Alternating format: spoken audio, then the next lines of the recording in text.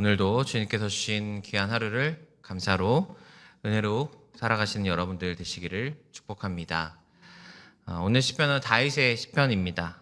전체적인 내용으로 비춰볼 때 다윗이 왕이 되고 나서 얼마 되지 않은 시기에 내가 하나님의 뜻에 맞게 살아가겠노라라고 다짐하는 시편입니다. 먼저 우리 2절 말씀 우리 한 번 더 같이 읽어보겠습니다. 내가 완전한 길을 주목하오리니 주께서 어느 때나 내게 임하시니이까 내가 완전한 마음으로 내 집안에서 행하리이다. 아멘. 오늘의 설교 제목이 완전한 길로 행하는 자입니다. 다윗이 이렇게 고백하죠. 내가 완전한 길을 주목하오리니. 여기서 길은 단순히 걸어가는 진짜 길만을 의미하는 것이 아니라 어떤 삶의 양식이나 행동의 방식 등 어떤 삶의 전체적인 모습을 표현한 단어입니다.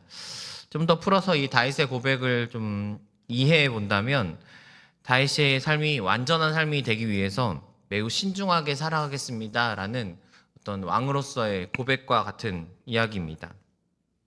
현재 다윗은 왕입니다. 왕의 결정 하나하나가 자신의 나라와 또 하나님의 나라와 또 백성에게 아주 큰 영향을 미치는 삶을 살고 있는 것이죠.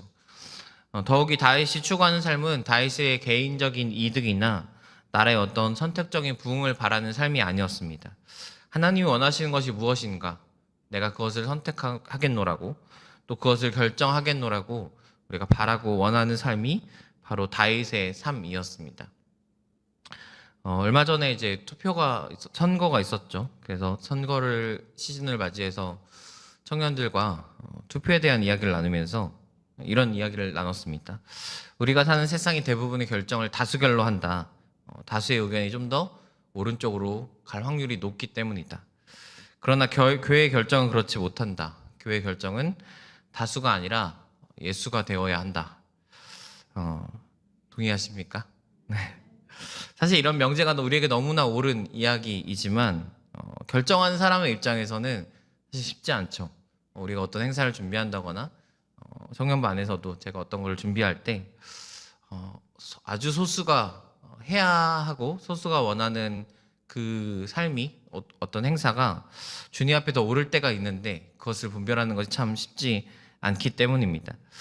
때문에 여러분 교회 리더들이나 또 결정을 해야 되는 위치에 있는 사람들을 위해서 우리가 함께 기도해야 될 줄로 믿습니다.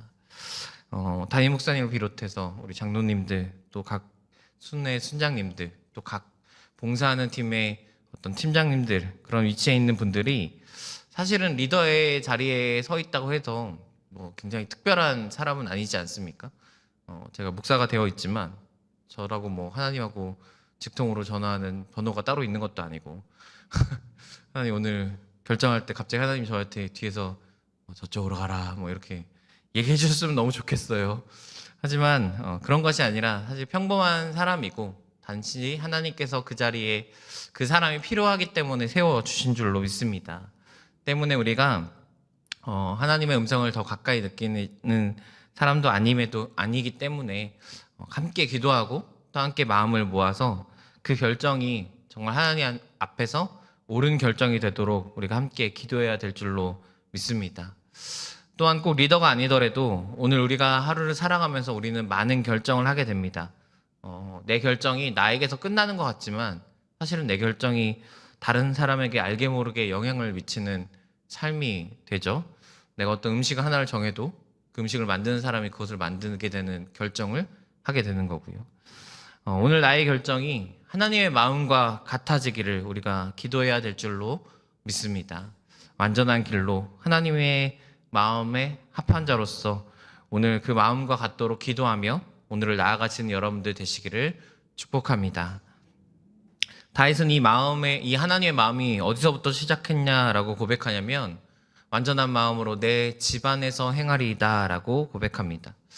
다윗의 믿음은 왕의 자리에만 있지 않고 오히려 반대로 이 믿음의 결정은 삶의 아주 소소한 자리였던 자신의 집안에서부터 시작한다라고 고백하고 있는 것이죠.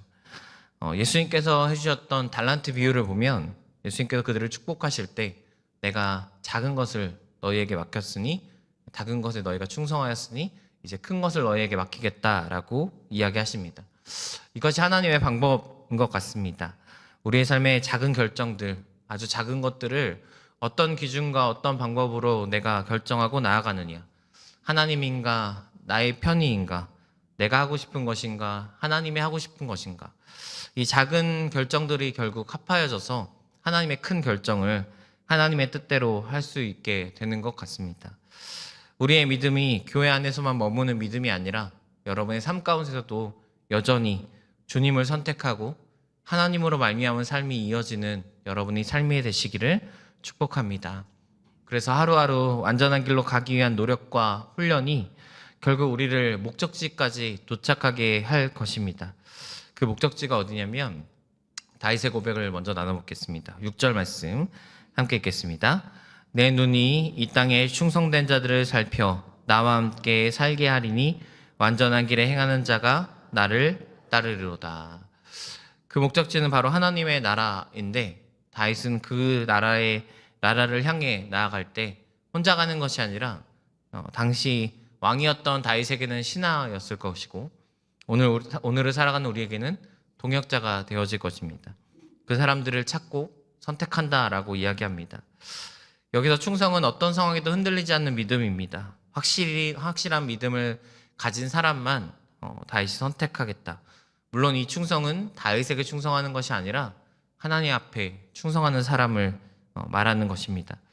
삶의 자리에서 하나님을 경외하며 믿음 위에 굳건하게 선 사람, 이것을 다윗이 선택하고 그들과 함께 가겠다라는 것입니다. 이것이 다윗의 선택인 것 같지만 사실은 하나님께서 선택하고 사용하시는 사람도 동일한 것을 우리가 많이 보게 되죠. 또한 함께하는 사람이 누군가 완전한 길로 행하는 자가 나를 따를 것이다 라고 말씀합니다. 즉 다윗과 같은 마음, 같은 목적을 가진 사람을 내가 선택하고 그들과 함께 가겠다라고 이야기합니다.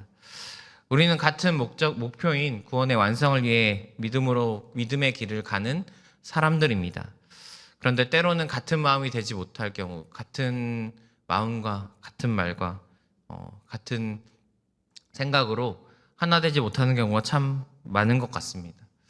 얼마 전에 간헐제에 다녀왔는데 거기도 굉장히 많은 등산 코스가 있더라고요. 전 당연히 가장 짧은 코스를 선택했습니다. 근데 같이 등산을 가면 사실 목표는 하나잖아요. 간헐제라는 곳에 도착하는 목표 하나. 근데 나는 1코스로 갈 거야. 넌 2코스로 가라. 싫은데 난 3코스로 가겠어. 다 흩어져서 몇 시간 후에 정상에서 만납니다. 같이 간 게 아니죠. 같은 목표에 도착하겠지만 등산을 하면 그런 게 참 좋은 것 같습니다. 같은 목표를 두고 같은 길로 같이 가면서 같이 걸어가며 이야기하는 그런 시간들이 많다라는 것. 그것이 교회의 모습이 되어야 할 줄로 믿습니다. 어떤 목적지는 하나일 수 있지만 사실 가는 길은 참 여러 가지의 길이 있습니다. 그 길로 갈 때 어떤 사람이 그걸 결정하거나 특별히 교회 리더들이 그 길을 결정했을 때 그거보다 이 코스가 더 나은 것 같은데 그거보다 3코스가 더 나으니까 나는 저 길로 가서 거기서 봅시다. 이런 생각이 아니라 결정했다면 내가 그것에 따르고 또 하나님의 길에 마음을 합하여서 완전한 길로 함께 행하는 교회, 그것이 우리 교회가 되어지기를 축복합니다. 오늘 그런 길로 나아갈 때 하나님께서 우리 교회를 사용하여 주시고 또한 더 큰 일도 우리에게 맡겨 주실 줄로 믿습니다.